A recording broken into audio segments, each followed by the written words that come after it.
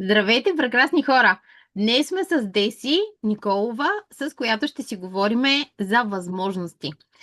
Ще си говорим за това как тя помага на хората и съответно как може ученето на език да бъде като детска игра. След малко ще ви разкажа какво точно имам предвид и как тя помага на хората, които й се доверяват. Как се запознахме обаче с Деси, да ви кажа с едно изречение. Тя е част от холистичната ми академия и съответно в последствие, след като ми разказа, че човек, който от 25 години се занимава с точни науки и съответно е аналитичен ума и съответно се притесняваше много от холистичните методи, намерихме как да го опаковаме по правилния начин, за да може да е полезна точно на хората, които сте в чужбина или пък които тепърва искате да отидете и се притеснявате, че няма на кой да се доверите.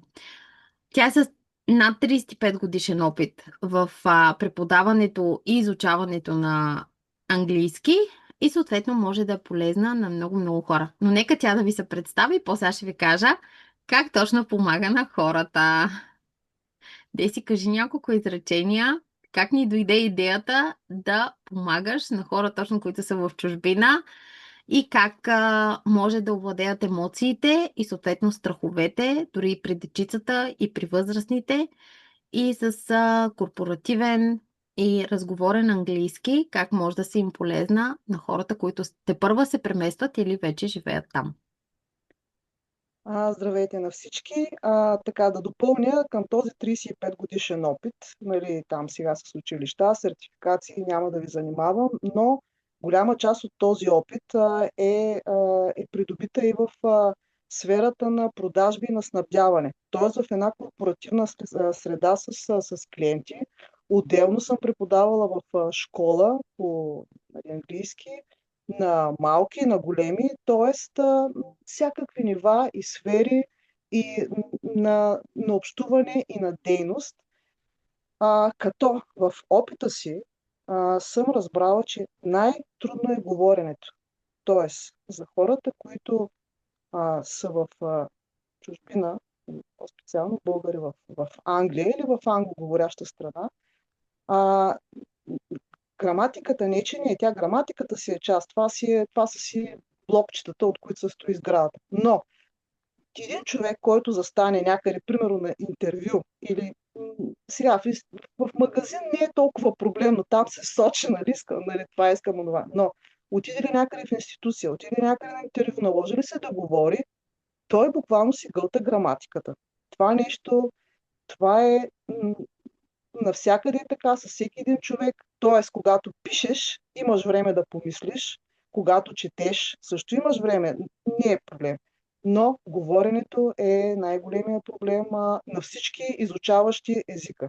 И то не е, и то е буквално психологически проблем. Човек си забравя всичко, което знае.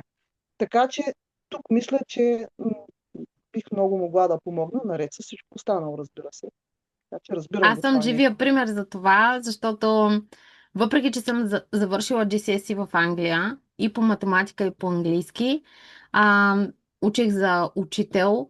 В същото време всичко го знам на теория, както казваш ти, когато го чета, когато си, нали, си уча вкъщи, всичко ми е точно, но като се появя пред изпитващите, всъщност бях точно с тази а, ситуация, в която буквално забравях всичко, цялата граматика и реално точно това се получаваше при мен.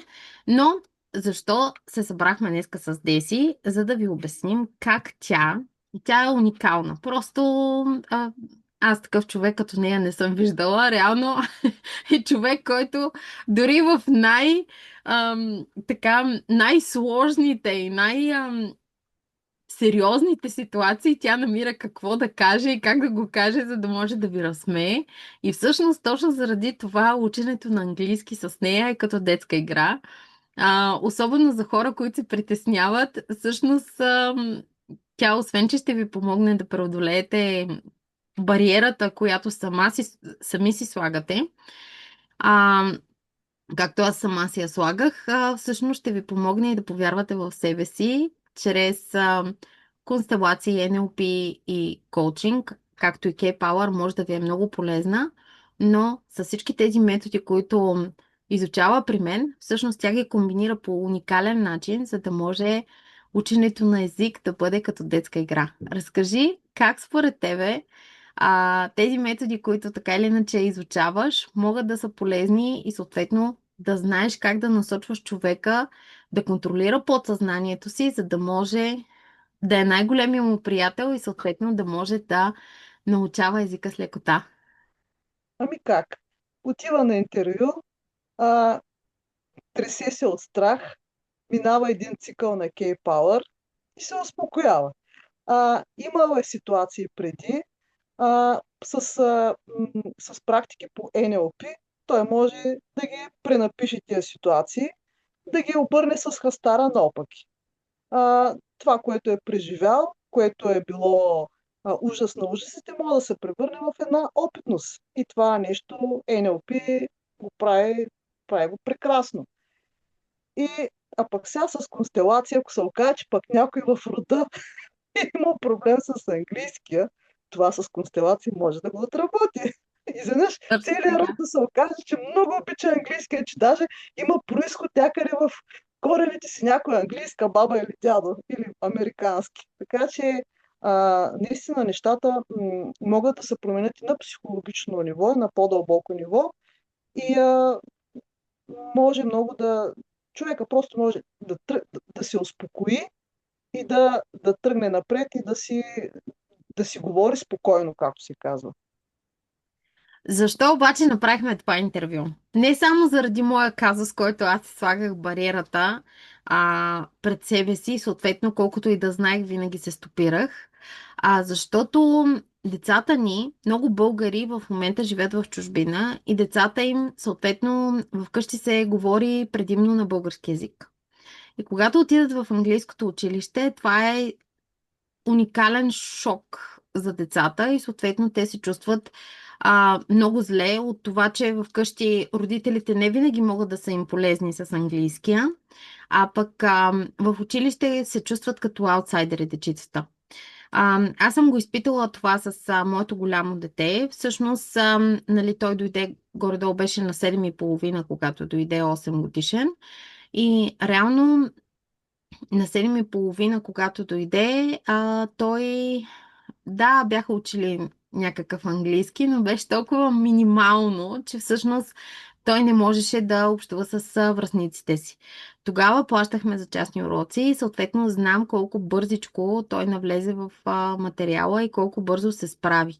Но той ходеше в английска школа на частни уроци.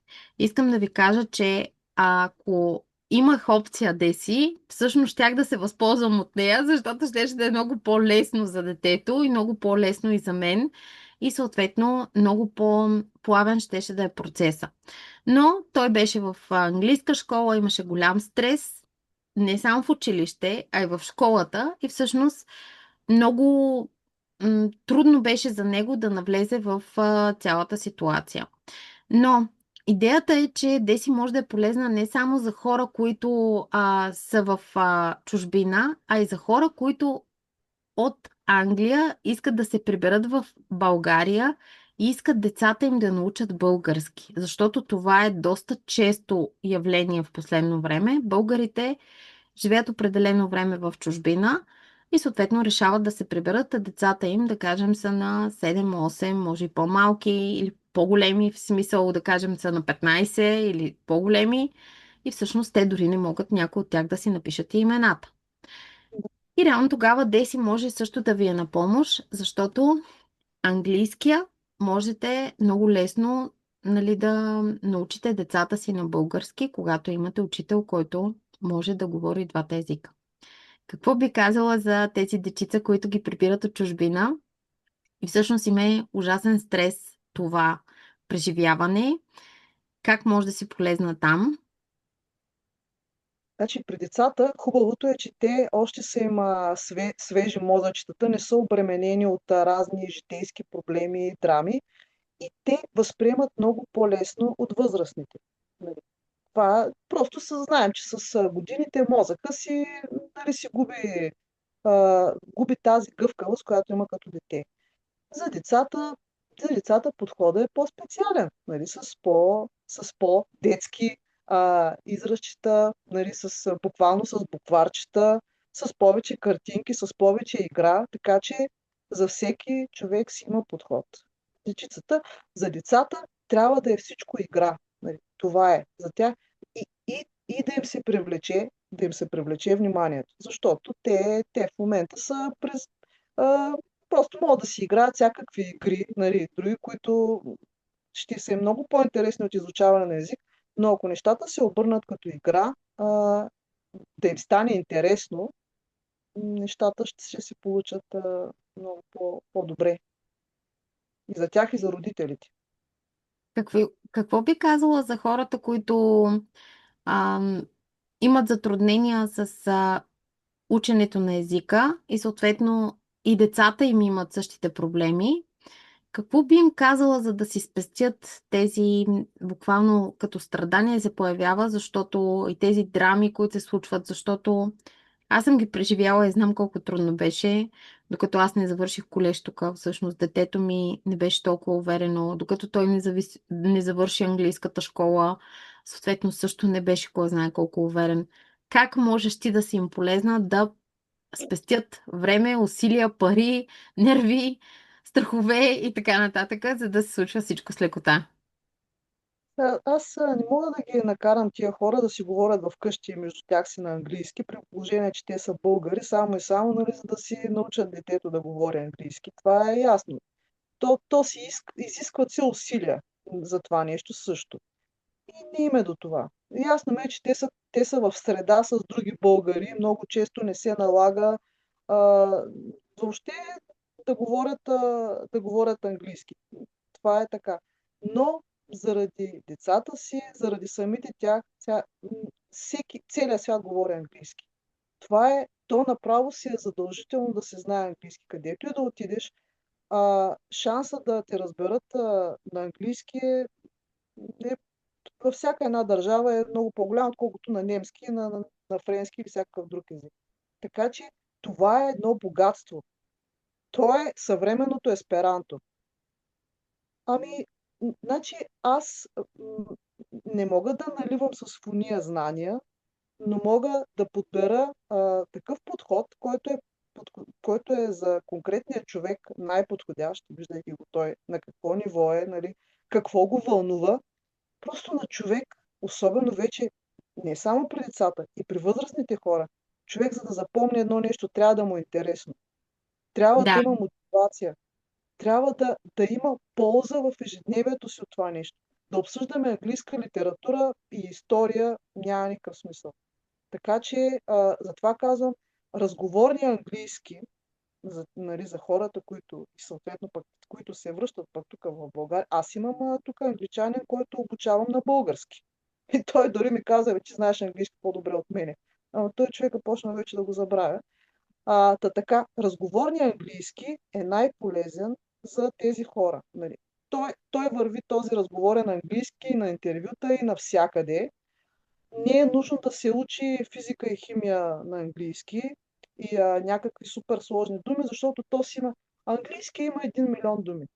И те постоянно най-вероятно се добавят и още. Не е нужно да се знаят всичките тия думи. Няма човек, дето ги знае. Така че има един набор от думи и изрази, които ако човек ги усвои, може да бъде навсякъде да ги ползва и да му станат един универсален език. точно. Всъщност аз наистина ти благодаря за това, което сподели, защото много често ние вкъщи си говориме предимно на български, но не се събираме с българи, кой знае колко често. И реално много често са ми правили забележка, когато отидеме навън с децата, понеже знам, че децата се притесняват, когато ние говорим на български. Аз винаги им говоря на английски.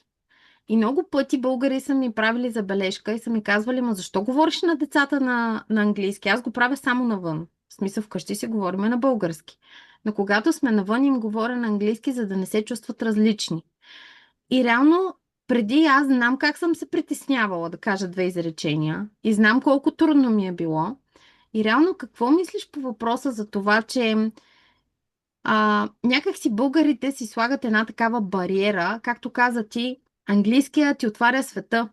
И всъщност те си слагат една бариера, която са, самите те си я поставят и по този начин буквално се едно, че си затварят врати. Какво би казал на тия хора, за да ти се доверят на теб? В смисъл, това е А, нещо, което ти можеш да им помогнеш с лекота да го освоят. Всъщност, единственото, което ви трябва хора е човек, който да ви разбира и който да е бил в вашите обувки. Моята учителка в колежа беше рускиня, която ми преподаваше английски и всъщност знам колко е важно човека срещу теб да те разбира. Сега, българите ние сме си националисти, ние си обичаме езика, нашите си ценности. Това, че ние ще проговорим някъде на английски, не означава, че ние сме загърбили род и родина. Ясно е, че много хора са отишли в Англия, защото по някаква причина това ги е отгонило икономически. Така са стекли нещата. Това не означава, че те не са българи и че ще забравят български, ако говорят на английски.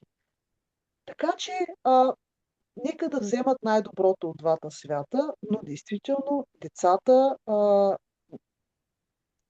това имат чудесната възможност там, потопени в средата, в училището, в което са, да научат езика много по-бързо от родителите си дори.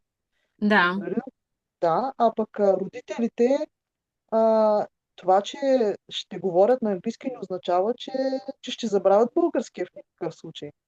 Така че точно. нека да го приемат като един вид игра.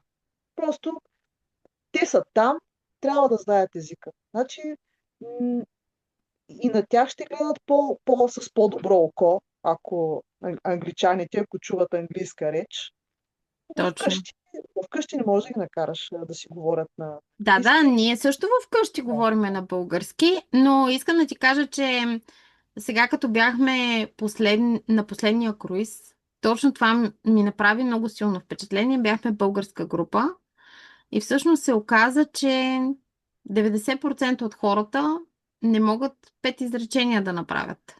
Нали, Имаше няколко български групи, 5 изречения не могат да направят. И реално много стоп им трябва някой, който да им обясни елементарни неща, нали, които са нужни да се обяснат. И точно да, поради тази причина мисля, че би им било полезно да се свържат с човек, който би могъл да им го представи по много лесен начин, за да може нещата да се случват с лекота и всъщност да не го приемат като някакво натрапчиво нещо, а всъщност да го приемат, че това е нещо, което ще им отвори врати, ще им даде възможности, които наистина им трябват. ще го кажа, нали, точно този синдром, който имат много хора, които са ходили на обучения, ходили са на курсове. Аз самата съм водила много сложни курсове за хора, които са много далеч под това ниво. По-добре е да научиш няколко прости изречения, които да ги разбираш и да ги използваш в ежедневието, отколкото да научиш едно сложно изречение, което не знаеш за какво става въпрос и няма да ти послужи.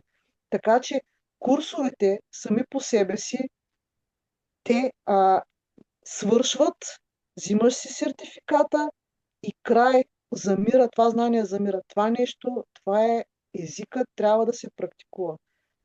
Трябва да се гледат филми, да се гледат, книги Да, да се четат, клипчета някакви прости с субтитри. Значи това нещо страшно обогатява. Сега, нали, има някои филми, които вървят такива субтитри, дето нали, много да ти заеде, защото те вървят някакви такива идиоми, които и фрази, които са толкова диалектни и някакви такива. Нали, в смисъл, не, това също трябва да се прецизира, какво да се гледа и какво да се чете. Така че това също ще помогна, ще съдействам за това нещо. Но езика не спира с свършването на курса. Това така. е ежедневна работа. Когато не се практикува, аз, например, бях отличничка по немски, в Гърция съм била 6 години, но всъщност сега, като започна да говоря на гръцки, се притеснявам. И реално, когато не го практикуваш един език, в един момент започваш да го забравяш. Така че точно поради тази причина, дори вкъщи да говорите на български е хубаво, когато излезете навън, да си говорите, нали, на езика на вашата страна. За децата е по-лесно, защото все още запомнят бързо, но за големите хора наистина е много трудно да изучават нови неща вече. Просто с годините не само бременността, просто мозъка губи тази способност, която има, която е... Нали, то затова се ходи на училище до... Вярно, че учим цял живот, но това, което е сложните неща, които сме ги учили в училище, ние сега, ако вземем да ги учим, много по-трудно ще ни влязат в глави. Те ще влязат, обаче след 2 дена ще излязат.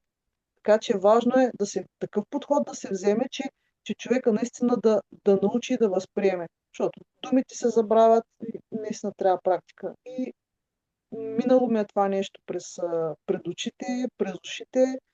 Знам много добре за какво става въпрос. Знам при големите хора колко е трудно да учат нови неща. Но те са там, те са отишли поради една или друга причина и трябва наистина да станат част от, да се социализират и да се интегрират най-успешно. А това начина е с езика. Няма как. Точно така. Значи ще бъдат отхвърлени от обществото. Дори да работят с други българи, рано или късно се стига някъде, където влезеш в банка, влезеш някъде в някаква институция, нали, друга, да отидеш на интервю за работа, дори да няма как. Просто неизбежно е. Трябва този език да се чувстват комфортно да го говорят, без никакъв стрес и без спънки. Какво би казала на хората, за да им бъдеш полезна и всъщност да им дадеш мотивация, че всичко е в техните ръце и реално, буквално с няколко сесии могат да са доста по-уверени, отколкото дори са и предполагали? Значи, ако някой прецени, че може да му помогна и да съм му полезна, първо се прави оценка на нивото, на което е човека. В никакъв случай не се скача веднага на следващо ниво. Първо се затвърждава нивото, на което е човека в момента, правят се някакви такива тестове граматически със сигурност. Граматиката без нея не може. Но, пак казвам, езика, нали, ще има всичко. Ще има и писане, ще има и четене, ще има и граматика, ще има и говорене. Но говорене със сигурност.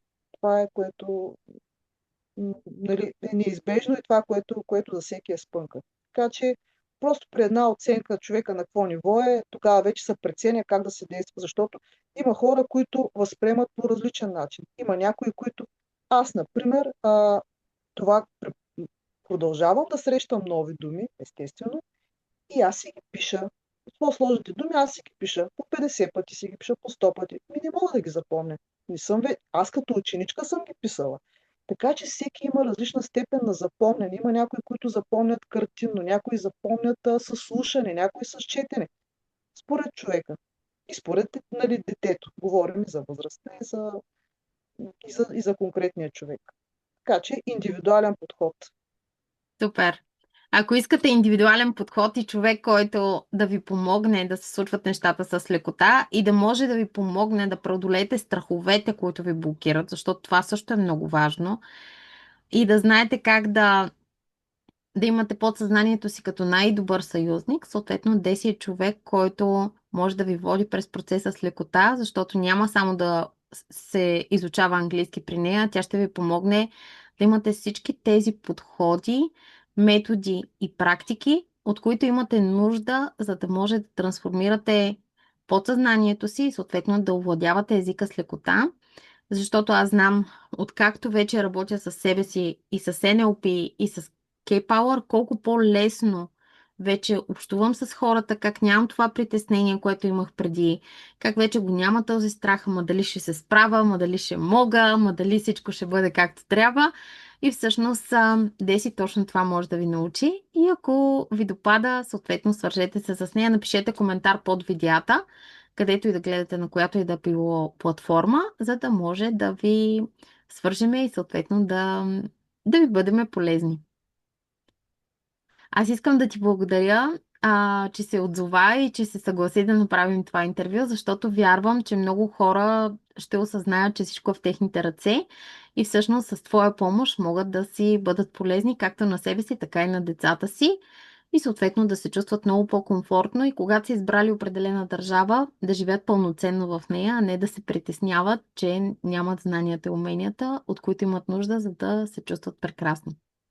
Благодаря ти. И аз много благодаря, Таня.